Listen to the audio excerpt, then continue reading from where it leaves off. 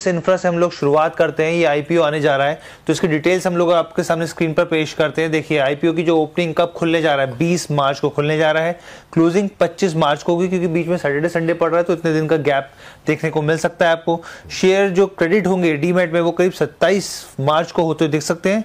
ये टेंटेटिव है, लिस्टिंग की डेट माना जा रहा है कि 28 मार्च को आप इसकी लिस्टिंग होती हुई देख सकते हैं। अब हम लोग अगले पॉइंट्स रखते हैं ताकि व्यूअर्स को और क्लैरिटी मिल सके कि प्राइस बैंड को लेके देखिए कोई ऐलान होता हुआ नहीं दिखा है अभी तक, इसलिए हम लोगों ने इसकी जानकारी साझा नहीं करी है। जो बुक बिल्ड है वो करीब 2.86 करोड़ का है। करीब यहाँ पे समझिए कि 2,86,00,000 नए शेयर्स यहाँ पे जारी किए जाएंगे। इशू के जरिए 600 करोड़ जुटाने का लक्ष्य है और बिल्कुल भी ऑफर फॉर सेल नहीं होगा यहाँ पर। अब हम लोग फंडामेंटल्स दिखा देते हैं एक बार। तो देखिए सबसे पहले आपको कंपनी के बारे में जानना चाहिए। 2021 में स्टैब्लिश हुई ये कंपनी, बहुत पुरानी नहीं है। अगर आप देखें जो B2B करती है, बेसिकली बिजनेस टू बिजनेस इसका पूरा मॉडल है, बिजनेस मॉडल है। इसमें क्या करते हैं ये लोग, कोई अगर किसी कंपनी को मटेरियल चाहिए या इंफ्रास्ट्रक्चर से जुड़ी हुई है तो उसके लिए क्या करते हैं कंपनी, ये तो फाइनेंस की सुविधा देते हैं या फिर इसके अलावा और भी मटेरियल या फिर कुछ और सुविधाएं जो है वो मुहैया कराते हैं। अब हम लोग पीरियड आपको दिखाते हैं। देखिए 3 साल का आपके सामने लेखा जोखा है इसका। एसेट्स की बात करते हैं सबसे पहले। 2022 में 334 करोड़ का यहाँ पे इसके जो एसेट्स थे वो बढ़कर 394 करोड़ 394 करोड़ हो गए 31 मार्च 2023 तक।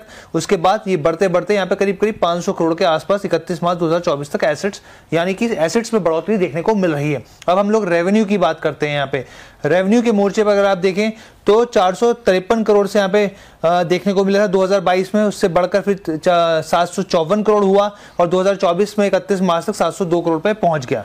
अब प्रॉफिट आफ्टर टैक्स की बात करते हैं, पैट की, तो यहाँ स्थिति थोड़ी सी डमाडोल है।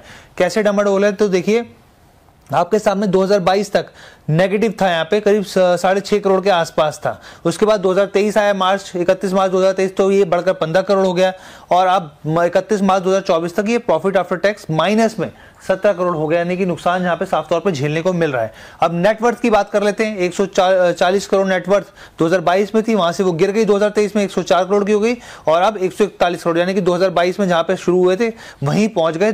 31 मार्च 2024 में 141 करोड़ की इनकी नेटवर्थ है। तो ये पूरा आईपीओ से जुड़ी जानकारी है और फिर हम दूसरे आईपीओ की बात करेंगे। जी जी अरुण सर, क्या नजरें पड़ी क्या आपकी? हालांकि अभी परसों आना है, डेट तो आ गई है लेकिन अभी तक प्राइस बैंड वगैरह नहीं आया है, तो कुछ जानकारी आपके पास, आप कुछ सलाह देंगे इस पर? सर इस पे सलाह इसलिए नहीं दूंगा, जो डेटा हर्ष ने दिया है उसके हिसाब से मोटा मोटी ये समझ में आता है कि 310-320 रुपए के आसपास का ये प्राइस बैंड होगा। ये एक तरह का प्लेटफॉर्म है जहां पर आपको सामान मिलता है और आप जो खरीदना चाहते हो वो आपको उधार पर भी मिल सकता है ये कंपनी के जरिए। ये धंधा अभी तक जो है टेक ऑफ नहीं हुआ है इंडिया में, जिस हिसाब से इसकी सेल्स ग्रोथ आप देख रहे हो और प्रॉफिटेबिलिटी भी अभी तक नहीं आई है, तो ये एक छोटी कंपनी मानी जाती है। और जिस हिसाब से टर्नओवर के सामने ये कंपनी फ्रेश पैसा